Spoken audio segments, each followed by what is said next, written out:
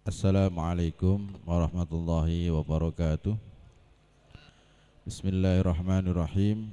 Alhamdulillah wassalatu wassalamu ala rasulillah Sayyidina wa maulana Muhammad ibni Abdillah wa ala alihi wa ashabihi wa man walah. La hawla wa la quwata illa billah. Rabbi syrah li sadri wa yassir li amri wahlul 'uqdatam min lisani yafqahu qawli. Amma ba'da. Hadratal muhtaramin wal muhtaramat, ngersanipun para rawuh, para bapak, para ibu ingkang tansah kula mulyakaken, wabil akhas panjenenganipun Al Habib Ali Zainal Abidin Al Jufri beserta keluarga ingkang alhamdulillah saged rawuh menika majelis kanthi istiqomah. Mugi-mugi kita sedaya angsal ridho saking Allah Subhanahu wa taala. Amin ya rabbal alamin. Sedikit yang kami sampaikan menyambung kita ngaji bersama tentang ngaji fikih. Bismillahirrahmanirrahim. Insyaallah 10 menit nanti saya buka tanya jawab, sehingga panjenengan apa yang perlu ditanyakan silahkan langsung boleh, lewat WA Mas Ridwan juga boleh. Bismillahirrahmanirrahim. Syurutu sholatil jamaah, syaratnya sholat jamaah. Jadi kita itu seringkali jamaah, tetapi terkadang ada beberapa hal yang kita kurang tahu pasti apa saja syaratnya jamaah. Padahal kalau jamaah kategori ta'lim muta'alim itu namanya ilmu hal. Ilmu hal itu adalah ilmu yang akan kita lakukan amaliyah itu. Sudah barang tentu kalau kita mau melakukan amaliyah itu kita harus tahu apa ilmunya. Oleh karena itu ini kita lakukan setiap hari. Oleh karena itu ini adalah merupakan ilmu hal. Disampaikan sittatun sawaun akana fil masjid am kharijah. Syaratnya jamaah, syaratnya sholat jamaah itu ada 6. Al-awwal alla yataqaddam al-ma'mum ala imamihi fil mauqif. Jadi syarat yang pertama kalau kita jamaah harus memperhatikan makmum berdirinya tidak boleh mendahului imam. Sudah maklum nggih? Makmum kalau berdiri tidak boleh mendahului imam. Bagaimana kalau menyamai? Sama, berdirine podo, sejajar, maka fikih mengatakan itu hukumnya makruh. Ya, kalau kita berdiri sama imam, kalau biasanya kalau ini jamaahnya 2 orang, tapi kalau banyak orang kayaknya nggak ada. Kalau 2 orang mungkin barangkali ada yang berdirinya sejajar, itu mungkin barangkali ada. Itu kalau di fikih hukumnya makruh. Oleh karena itu sebaiknya seharusnya dia mundur. Ya, dengan mundur itu disampaikan oleh para ulama, mundurnya itu yang baik tidak melebihi salah sata adru. Tidak melebihi salah sata adru, tidak melebihi 3 dhiro. Kalau bahasa ukuran lama dhiro. Kalian tahu ya dhiro itu apa? Dhiro itu ukuran mulai dari ujung jari sampai siku. Ini namanya dhiro. Tapi menggunakan dhironya orang yang mu'tadil. Mu'tadil itu orang yang standar, bukan cebol, bukan raksasa. Ya, kalau kita pakai cebol terlalu kecil jaraknya, kalau pakai ukurannya raksasa terlalu panjang. Maka kita mengambil tengah-tengah yaitu mu'tadil. Standarnya orang Arab, bukan standarnya orang Indonesia ini enggak. Karena orang Indonesia kecil-kecil, kalau orang Arab standarnya orang Arab, kita menggunakan adro-nya orang Arab. 3 dhiro ini pernah dikonversikan ke hitungan senti. 1 dhiro itu sama dengan 60 senti. Kira-kira, takriban, kalau bahasa fikihnya takriban, kira-kira 60 senti itu berarti dikalikan 3. Jadinya berapa Pak? 180 senti atau sama dengan 1,8 meter. Oke, Saged dipahami nggih? Jaraknya tidak boleh lebih 1,8 meter. Nah, kira-kira nun sewu jarak soft ini berapa, Pak? Ini berapa ini? 120. Ya, 120 ya. Jadi ukurannya kalau di soft Masjid Al-Falah ini 120 standar. Berarti kalau kita itu berdiri imam dengan makmum itu kalau sejajar itu kan makruh, kudu mundur. Mundurnya gimana? Mundurnya jangan terlalu jauh, jangan sampai lebih daripada ukuran 180 cm atau 1,8 meter. Berarti jenengan kalau sholat di sini aman ya. Wong di sini jaraknya baru berapa? 1,2, belum 1,8. Yang kurang cocok misalnya begini, jaraknya imam dengan makmum mungkin barangkali itu terjadi, imamnya terlalu jauh. Karena memang settingnya masjid gede berarti terlalu jauh, itu jangan. Seharusnya memang pokoknya makmum saf pertama ini sujudnya tidak bersenggolan dengan imam. Nah itulah ya. Jadi maju sedikit, sekiranya enggak senggolan dengan kepalanya si makmum. Nah ini insya Allah enggak ada sampai 1,8 meter atau lebih. Paling enggak ya 1,2. Bisa dipahami nggih? Kalau di tengah-tengah itu adalah jarak yang afdol, jarak yang utama. Begitu juga tempat berdirinya shaf pertama dengan tempat berdirinya shaf kedua jaraknya juga sama. Tidak boleh atau jangan lebih dari ukuran 1,8 meter. Bisa dipahami ya? Berarti alhamdulillah sholat kita aman. Biasanya kadang saya melihat itu jaraknya shaf pertama dengan imam itu terkadang jauh, kadang sajadah tak tarik mundur, besok balik lagi. Kadang mundur, tak balik lagi. Ya mestinya jaraknya itu jangan terlalu jauh. Pokoknya sekiranya makmum shaf pertama ini aman, dia ketika sujud gak senggolan dengan imam, gak apa-apa. Oke. Jadi itu jaraknya berapa tadi? 1,8 meter ya. Dah. Niku jaraknya. Kemudian fa in kana al ma'mum qa'iman fala yataqaddam bi aqibihi ala imamihi. Sekarang begini, hitungannya itu bagaimana, Pak?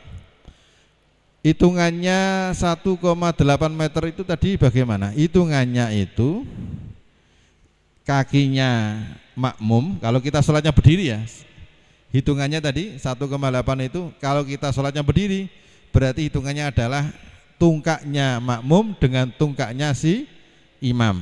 Itu hitungannya tidak atau jangan lebih dari 1,8 meter atau 3 dhira. Bagaimana kalau orang itu sholatnya duduk? Nah sekarang itu ya. Bagaimana kalau orang itu sholatnya duduk? Yang kita buat ukuran apa? Yang kita buat ukuran adalah pantat. Jadi kalau ada orang sholat, imam sama makmum sama-sama sakit, tetapi tetap keduanya jamaah. Yang imam sholatnya duduk, makmum juga sholatnya duduk. Atau imam sakit sehingga sholatnya duduk, makmum sehat sehingga sholatnya berdiri. Berarti yang makmum kita hitung mulai dari pantatnya makmum, bukan kakinya makmum. Karena hitungannya adalah tempat pijakan kita berdiri, berarti kaki. Tempat pijakan kalau kita duduk, pantat.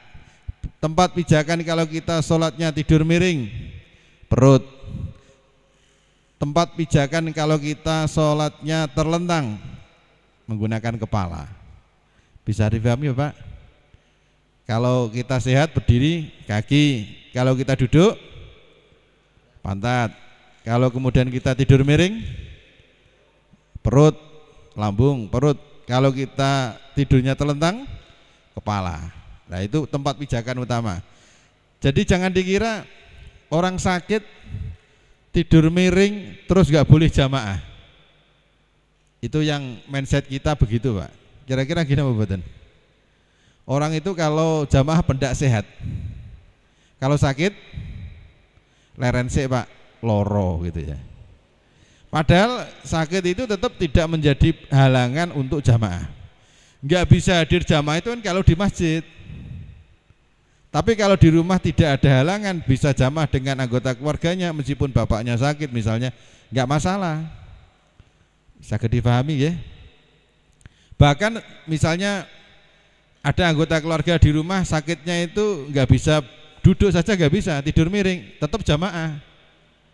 Jadi jangan dikira orang yang sakit secara mutlak bebas tidak ada tuntutan jamaah, tetap jamaah.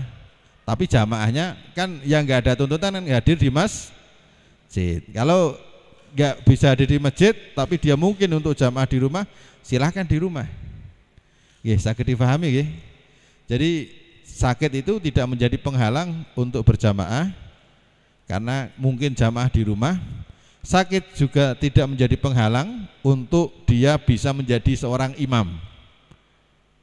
Sakit dipahami ya? Imam yang sakit kemudian dia jadi imam boleh. Cuman mindset kita lah iya kok keploro temen loro-loro kok ngimami. Padahal wong sing sehat yo akeh. Enggak masalah, no problem. Kanjeng Nabi ketika dulu beliau waktu gerah tetap beliau jadi imam meskipun tidak mampu untuk berdiri. Sementara para sahabat yang lainnya tetap jamaah di belakang. Kanjeng Nabi posisinya itu gerah, tetap menjadi imam. Jadi tidak ada masalah. Cuman kita itu mindsetnya apa ya? Kalau imam itu ya kudu, pokoknya kudu sehat, buger, maca Quran kudu kuat lantang gitu ya. Padahal tidak harus. Artinya kalau memang dia tugasnya jadi imam, dia sakit mungkin barangkali agak serak-serak sedikit misalnya, enggak masalah, tetap dia jamaah.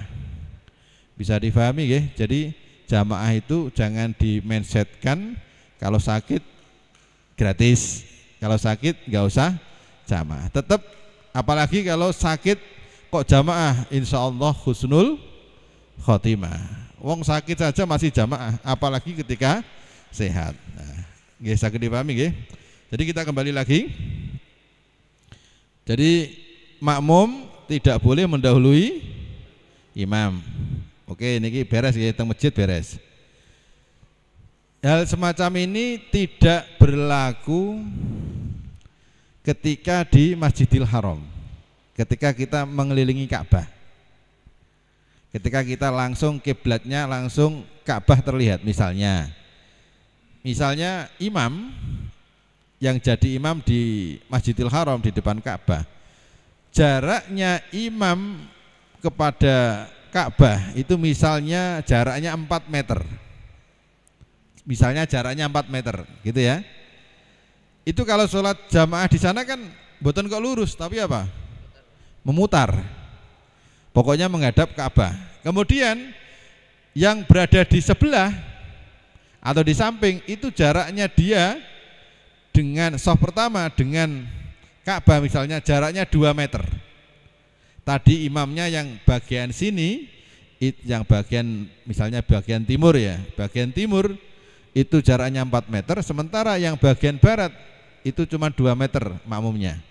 Bagaimana? Apakah ini dikatakan dia berdiri mendahului imam? Jawabannya tidak. Jadi itu tidak termasuk makmum yang mendahului tempatnya imam, gak ngejoni imam. Jadi buatan mas Allah, karena di sana itu sholatnya berputar. Ya, beda dengan di Masjid Al-Falah sholatnya lurus. Ya, kalau di sini kan sholatnya lurus gak masalah, tapi kalau di sana tidak masalah. Makmum itu agak dekat dengan Ka'bah, sementara imam agak jauhan 4 meter dari Ka'bah. Kira-kira begitu. Ada sedikit lagi habis ini saya buka pertanyaan biar ngajinya ini poin. Kemudian kaifiyatul wukuf li sholatil jamaah. Bagaimanakah caranya seorang makmum berdiri untuk sholat jamaah? Aturannya sholat jamaah itu misalnya begini, Sauro Dali. Misalnya Pak, kalau sholat jamaah 2 orang bagaimana? Kalau 2 orang itu sejajar dulu, siap gerak sejajar, habis itu makmumnya mundur.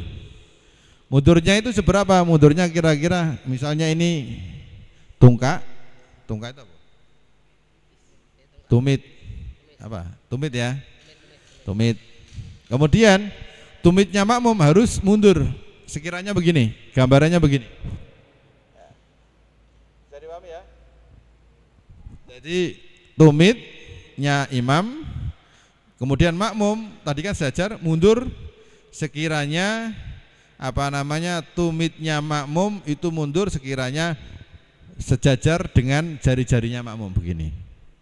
Itu kalau 2 orang dan itu makmumnya berada di kanan. Bagaimana kalau ada lagi Pak, orang datang lagi jamaah? Maka ketika ada orang lagi jamaah berarti si makmum kedua ini berdirinya di mana? Kiri. Sama dengan makmum yang pertama tadi berdirinya. Habis takbiratul ihram Allahu Akbar ada 2 pilihan. Makmum itu sama-sama mundur, ya, mundur seperti kalau kita sholat normal, ya, atau imamnya yang maju. Kira-kira sholatnya normal seperti yang kita lakukan. Kira-kira begitu. Kalau memang depan sudah nggak ada tempat, karena sudah tembok, imam jangan dipaksakan suruh maju, ya nggak ada tempat. Makmum yang mundur. Tapi kalau belakang ini sudah mentok, imamnya yang maju. Jadi kondisional. Kira-kira tempatnya yang bagaimana enak, silahkan itu dilakukan. Itu yang bagus. Kemudian ini yang terakhir, silahkan mohon diperhatikan untuk ibu-ibu ini. Bagaimana kalau sholatnya ibu-ibu jamaah? Bagaimana tata cara soft? Tata cara soft jadi imam itu bagaimana? Kalau jamaah ibu-ibu, khusus ibu-ibu, ini mohon diperhatikan ibu-ibu ya. Kalau ibu-ibu jamaah beda dengan bapak-bapak. Kalau bapak-bapak jamaah 2 orang lebih, itu kan imamnya di depan. Oke, di depan sekiranya tadi jaraknya, sekiranya makmum gak kesundul nalikane sujud. Nah kalau ibu-ibu enggak, ibu-ibu kalau jamaah begini caranya jadi imam. Baris soft pertama lurus. Habis itu yang jadi imam ini maju sekiranya seperti ini. Ini tungkaknya imam, ini tungkaknya makmum. Bisa dipahami ibu-ibu ya? Ora kok ngadeg nang ngarep dhewean ngoten nggih. Bukan. Tapi sampeyan lho, sampeyan. Jadi ini tungkake imam perempuan, sini tungkaknya makmum perempuan segini Bu ya. Bisa dipahami ya? Seperti kalau laki-laki jamaah 2 orang. Seperti laki-laki jamaah 2 orang. Kalau ibu-ibu itu maju sedikit imamnya. Jadi ora kok gejejer ning ngarep seperti jamaahnya laki-laki. Nah, kira-kira seperti itu. Itu kefiahnya, tata caranya berdirinya imam perempuan. Demikian yang sedikit kami sampaikan. Semoga ada manfaatnya. Terima kasih. Pertanyaan Ustadz Ali, sebagai misalnya ada imam itu makmuman di rumah, misalnya di rumah makmuman, di rumah tempatnya terbatas. Makmum imam ini kan sholat seperti di rumah saya misalnya ya, di rumah kami itu terbatas di bayang amben istilahnya itu kan terbatas. Kadang-kadang teman-teman waktu sholat banyak, itu kadang tidak cukup. Terus apakah bolehkah imam tetap di depan, makmumnya yang lainnya itu ke belakang serentak gini, maksudnya seperti di masjid, seperti di musola, atau bolehkah makmum sebagian ke depan 2 dekat imam, tapi tidak mendahului imam ya, maksudnya tetap seperti tadi ukuran tadi sedikit, terus yang belakang yang semuanya di belakang. Itu bagaimana? Yang pertama. Yang kedua, bagaimana tata cara imam lalu ada di masjid umumnya, masjid imam, terus ini umum ya, umum imam, makmumnya ada makmum di belakang imam dulu, atau di kanan dulu, atau di kiri dulu, itu bagaimana? Terima kasih. 2 pertanyaan. Jazakallah khair. Terima kasih. Kalau melihat tadi yang digambarkan di dalamnya Bibidin, begini. Kalau memang itu tidak ada tempat lagi yang sekiranya imamnya itu enggak maju total, Bib ya? Enggak bisa maju total. Rodok lagi soft pertama agak tengah gitu, agak maju sedikit. Berarti belakangnya imam persis, tidak ada soft, nggak ada makmum. Oh cukup itu. Oh, pokoknya diuntel-untel sih deh Bib ya. Itu. Ya ya. Jadi kalau rodok sesek-sesekan juga nggak apa-apa Bib. Boleh. Boleh. Bahkan begini, di fikih itu sampai ada yang modelnya ekstrim karena memang faktor tempatnya sempit. Jadi begini Bib, ada jamaah di masjid, saking banyaknya orang dan sempitnya tempat, itu sholat sampai sujudnya gantian. Ini jarang terjadi kalau di sini. Kita nggak akan mungkin terjadi di sini. Ya, kalau di sini rata-rata masjidnya lebih luas daripada makmumnya, nggak mungkin di sini. Kalau di sana orang yang gemar jamaah itu sampai masjidnya itu penuh Bib. Saking penuhnya tempat, kalau semuanya sujud bareng tidak mungkin. Yo cara ngono apa? Jeblokan gitu ya. Lah akhirnya fikih memberikan solusi, kalau begitu berarti li udhrin, ada udzur syar'i yaitu tempatnya minim, berarti nanti sujudnya gantian Bib. Tapi nggak sampai membatalkan sholat. Jadi ini yang ini sujud dulu. Jadi lebih kalau dua orang sadung sesak ya, itu angel Bib. Jadi kalau sujud bareng-bareng jeblok, gitu.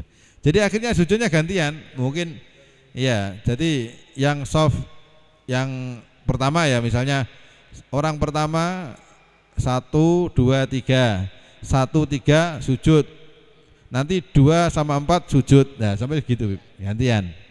Sampai begitu solusinya. Lah itu termasuk udhrun syar'iyun. Jadi nggak masalah Bib. Jadi agak keri-keri sidik nggak masalah. Yang penting tidak sampai udzur yang tidak ditoleransi, tidak sampai membatalkan sholat. Nah itu yang pertama Bib. Jadi semacam itu boleh. Kalau di sini insya Allah kalau di masjid aman Bib. Aman. Pasti tempatnya gak ono sing sesek. Semuanya longgar, los, kurangan malah ya. Bon, niku yang pertama. Yang kedua, oke. Jadi ini adalah keutamaan dari penempatan soft. Kita sudah memahami soft yang utama itu pertama, kedua, ketiga dan seterusnya. Kemudian kalau panjenengan tanya, lebih utama manakah? Soft pertama ya, soft pertama ya, kanan atau kiri? Nah ini ya, kanan atau kiri, itu yang utama yang mana? Maka di Fathul Mu'in itu disampaikan yang utama itu yang kanan dulu. Meskipun jadi misalnya begini, ada kanan, ada kiri, semuanya penuh. Kalau ditanya, utama manakah kanan dengan kiri? Utama kanan. Meskipun jauh dari imam, dibanding dengan kirinya imam, meskipun kirinya imam tadi tahu gerak-geriknya imam.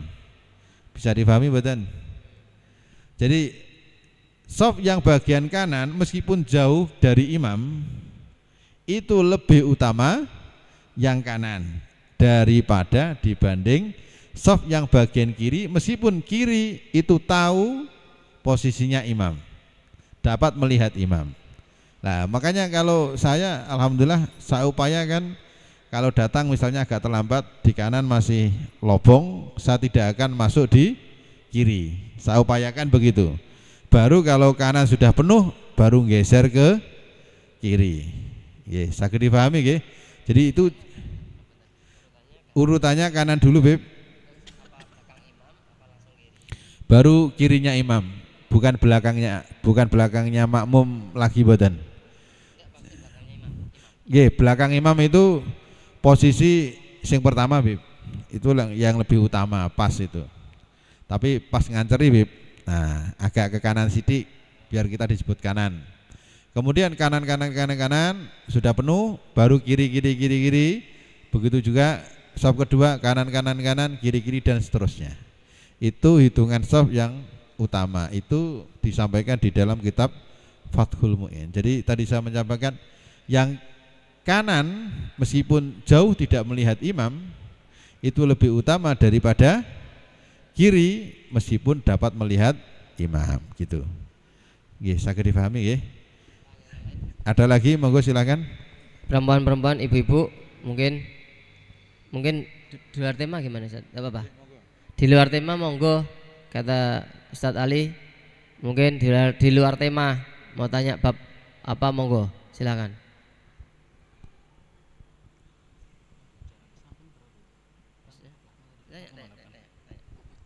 Iya Ustadz. Tadi kalau sama ada jamaah 2 orang gitu ya. Tadi kan batasannya makmum kan 1,8 ya ke belakangnya ya maksimal. Kalau ke samping itu berapa Ustaz? Maksudnya? Kanan kiri? Apa? Oh, 2 orang jamaah. 2 orang jamaah tadi kan di kanan kiri. Imamnya maju atau makmumnya mundur. Setelah mundur itu merapat. Kan kalau dia mundur lurus kan nggak rapat, ya, masih ada lubang 1. Lah habis itu merapat. Lah makanya hal semacam ini perlu pinter-pinternya si makmum. Kalau kondisi makmum pinter ya bisa geser ya, rodok merapat. Kalau itu kan pernah dicontohkan Kanjeng Nabi. Ada sahabat datang jamaahnya keliru posisi, kemudian ditarik oleh Kanjeng Nabi. Ya, itu kan boleh. Tapi narik itu juga ada ilmunya loh ya. Ada caranya. Enggak angger narik. Nah, malah kusnya enggak paham. Imam ketawian tangannya ono apa iki. Gitu. Jadi ada ilmunya juga. Makanya kita kalau sama-sama paham tentang fikih sholat semuanya enak. Tapi kalau ada satu enggak paham malah dikira yang aneh-aneh gitu ya. Jadi ini yang lagi fenomenal ya. Ini yang lagi fenomenal. Saya melihat kayaknya lagi viral. Ada orang sholat gak bisa baca Fatihah atau gak bisa baca bacaan sholat. Kemudian bacaannya itu diganti dengan isyarah. Ya, ini biasanya apa itu namanya? Disabel ya. Disabel. Ada orang disabel. Jadi orangnya bisu. Kalau bisu disuruh Fatihah kan nggak bisa, ya. Akhirnya diganti dengan bahasa isyarat. Jadi ya gini, ini lagi viral ini. Ya. Kalau nun sewu ini pandangan saya, kalau kita lihat dari segi fikih Syafi'i, saya menggunakan fikih Syafi'i. Mestinya kalau orang tidak mampu baca Fatihah, maka boleh mengganti dengan selain Fatihah. Tapi kan ini Fatihah nggak bisa, selain Fatihah juga nggak bisa kan gitu ya. Walhasil seluruhnya nggak bisa. Bagaimanakah sholatnya orang yang seperti ini? Sholatnya orang yang seperti ini berarti bisukut. Bisukut itu ya diam saja, nggak usah pakai gerakan. Karena kalau kita menggunakan gerakan isyarat kan terlalu kadang ada yang sampai mencak-mencak ya. Ya paham ya isyarat itu ya. Ya gini-gini saya juga gak paham ya bahasa itu. Tapi itu bahasa isyarat. Yang paham itu sesama disabel paham. Tetapi kalau pandangan pribadi saya, enaknya orang yang gak mampu Fatihah secara nutki dibaca gak bisa, kemudian apalagi diganti dengan yang lain juga gak bisa karena faktor disabilitas, itu sebaiknya bisukut. Ya, bisukut menengwai ijro'u kiroati bacaan sholat itu fil kolbi. Kalau mampu berdiri. Kalau fisiknya sempurna Bib, fisiknya sempurna, tapi cuman terkendala pada bacaan. Ini menarik. Gerakannya sholat sama, cuman kalau dia nggak bisa, ya wis meneng wae Bib, gitu. Seperti halnya begini, ada orang nun sewu saking nggak bisanya disuruh menghafal. Maca ya ora iso, ngapalno ya gak iso. Jadi kalau sholat dia Fatihah ngapalno cung gak iso. Pancen gak iso. Gitu ya. Kon maca Fatihah yo gak iso. Padahal kan Fatihah hukumnya wajib. Kalau kita hafal baca Fatihah kan enak. Ini disuruh baca Fatihah gak hafal. Kon ngerpek gak iso maca. Kan repot ya. Kon ngapalno gak iso, kon ngerpek gak iso. Terus gimana sholatnya? Wajib sholat apa mboten? Wajib. Kok ora wajib lah enak. Lah kok gak sholat ono apa? Lah aku ora hafal Fatihah kok. Nah jadi alasan nanti ya. Tetap dia wajib sholat. Berarti bagaimana? Menggunakan bis sukut. Meneng ijra'ul ahkam. Jadi memberlakukan hukum ya kira-kira begini. Fatihah berapa detik? Berapa detik Fatihah? 20 detik? 30 detik lah. Berarti nanti Allahu Akbar menang 30 detik. Jadi memberlakukan hukum apa namanya qiraah tadi itu di dalam hati. Terus surat apa? Surat kulhu berapa detik? Wis gawe 15. Ya wis. Ya begitu caranya. Bisa dipahami ya.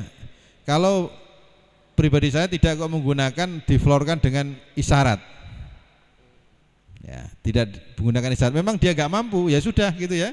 Nggak usah dipaksakan, memang nggak bisa. Kalau ini kan untuk bahasa antar sesama, gitu ya. Yang dituntut adalah qiraahnya dan harus ada apa masmu bisa didengar. Ya, jadi caranya begitu. Begitu juga akad nikah. Ini akad nikahnya gimana ini? Akad nikahnya gimana ini? Kalau dia nikah, terus dia bisu, disuruh ngomong kan nggak bisa. Kalau gitu kan, saksinya nggak paham. Paham nggak saksinya? Kalau gini, saksinya paham nggak? Loh, betul lagi. Paham nggak saksinya loh? Kalau jenengan jadi saksi terus jenengan jadi saksi nikah ya, terus ini, apa ini maksudnya? Kira-kira nikahnya gimana? Kalau begini, saran saya orang yang seperti itu nikahnya diwakilkan.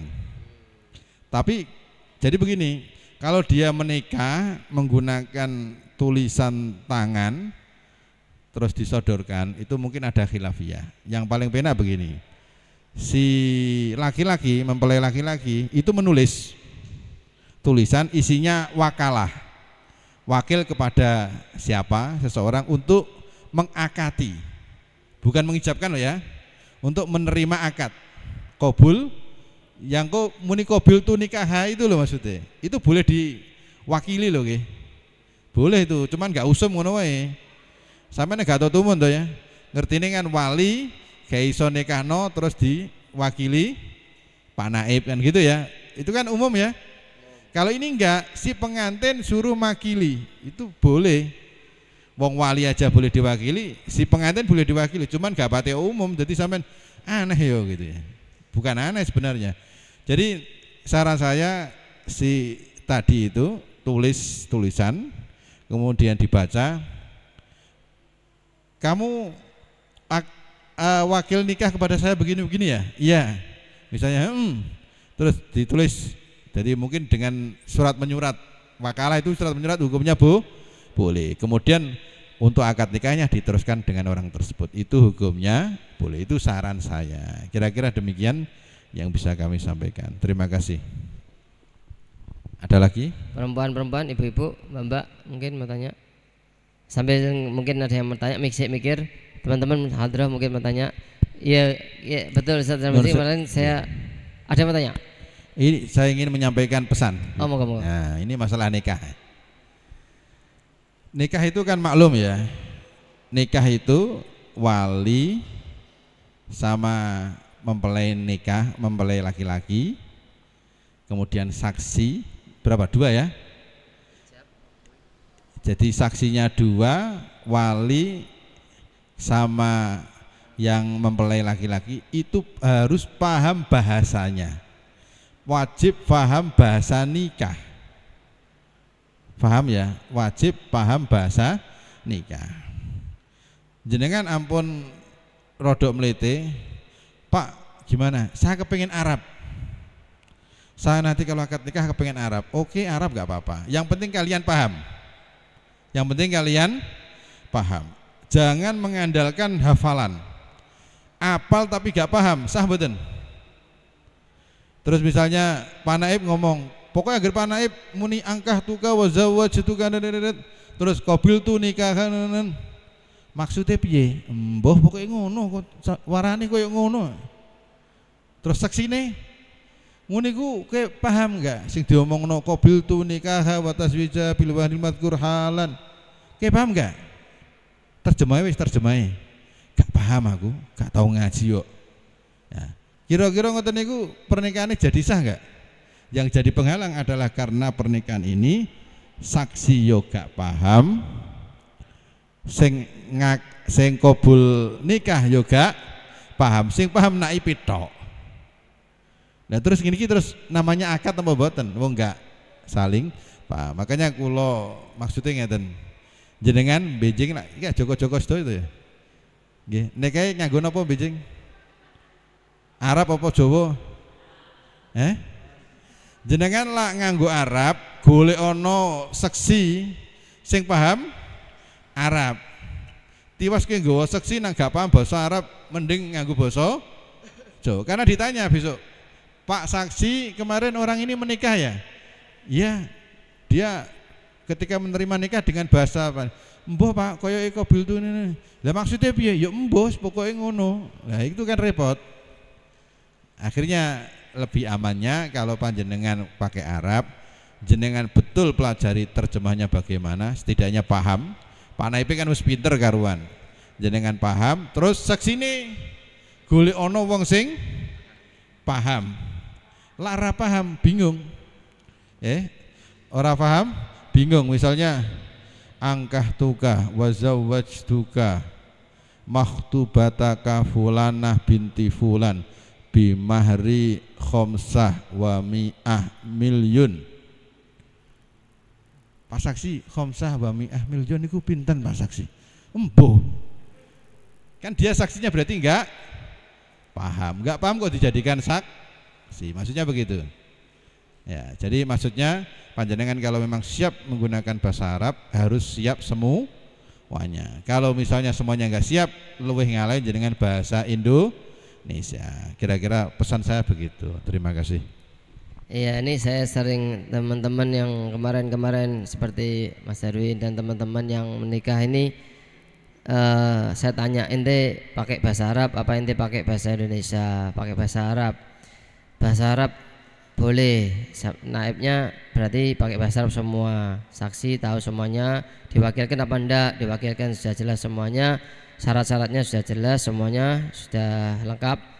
Nah, ketika nikah itu misalnya yang menikahkan bilang angkah tuka wazawwajtuka mahtubataka dan seterusnya, itu jawabannya yang nikah laki-laki yang si laki-laki yang laki ini, pengantin laki ini cukup jawab qabil tu. Sah napa mboten? Sah. Sah. Sebenarnya sah. Saya terima soalnya. Di dalam ada salah satu kitab sebenarnya jawab qabil tu itu sah. Cuman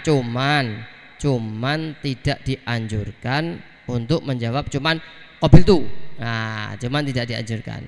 Ya dianjurkan ya dijawab yang jelas, yang tadi yang dikatakan Ustadz Ali Zamroji dijawab dengan pas yang seharusnya. Kalau pertanyaannya pertama angkah tuka wazawwajtuka, yang kedua berarti jawabannya qabil tu nikahaha.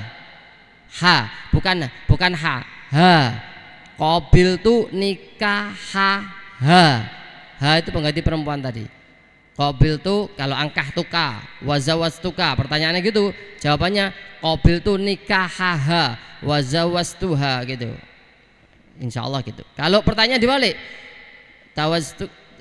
zawwajtuka wa angkah tuka, berarti jawabannya qabil tu tazwijaha wa nikahaha bil mahril madkur.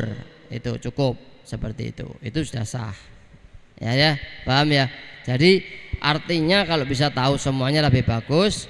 Kalau ya gampang sih, artinya maksudnya saya terima nikahnya nikahnya beliau yang sudah tadi kan nikah itu nikah H dan tasbihah bil mahril dengan mahar yang telah disebutkan sah. Itu seperti di kalangan para habaib seperti itu. Tapi sekarang kebanyakan nikah 3 kali. Angkah tukah dulu nikah terus dijawab qabil tu angkah tukah jawabannya qabil tu nikah nanti lagi wajah tukah jawab taswijah dijawab ini tadi satu-satu terakhir baru komplit tadi yang angka tukah wajah tukah mahtubataka terakhir baru dijawab qabil tu nikah wa taswijah bil mahril madhkur. Kalau dulu sekali saja cukup sudah.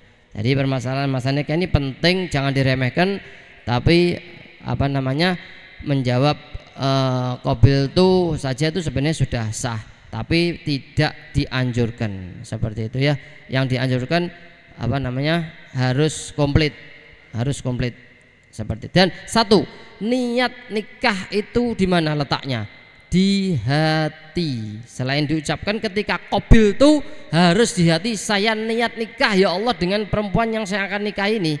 Siapa? Ya yang jenengan sudah lihat itu, si perempuan ini yang jenengan senengi, tresnani dek wow. Putrane bapak sapa itu yang sudah pasti seperti itu. Ini masalah nikah iki dawa ora barbar iki jam piro iki? Seweneng iki bapak nikah iki.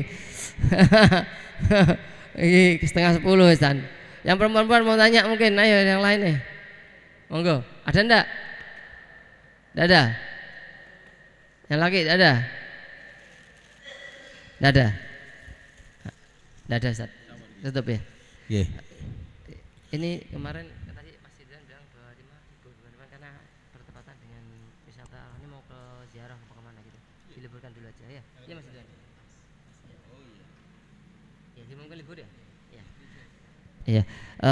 Insya Allah pengajian di sini taklim fikih dan maulid bulan depan libur karena bertepatan wisata rohani mau ziarah tanggal 25 Desember kalau tidak salah bertepatan dengan 25 Desember itu mau ziarah atau gimana. Jadi taklim di sini sementara itu bertepatan dengan malam Kamis Pahing. Jadi kita libur dahulu, insya Allah ketemu di bulan Januari, insya Allah malam Kamis Pahing di bulan Januari, insya Allah. Kurang lebihnya mohon maaf sebesar-besarnya. Insya Allah Ustaz Ali Zamzam berikan sehat al-afiyah, masjid Tuhan semuanya takmir masjid berikan sehat al-afiyah barokah insya Allah. Subhanakallahumma bihamdika asyhadu an la ilaha illa anta astaghfiruka wa atubu ilaik. Wa sallallahu ala sayyidina Muhammadin wa ala alihi washabihi wasallam. Subhana rabbika rabbil izzati amma yasifun wa salamun alal mursalin walhamdulillahirabbil alamin wa la minkum. Assalamualaikum warahmatullahi wabarakatuh.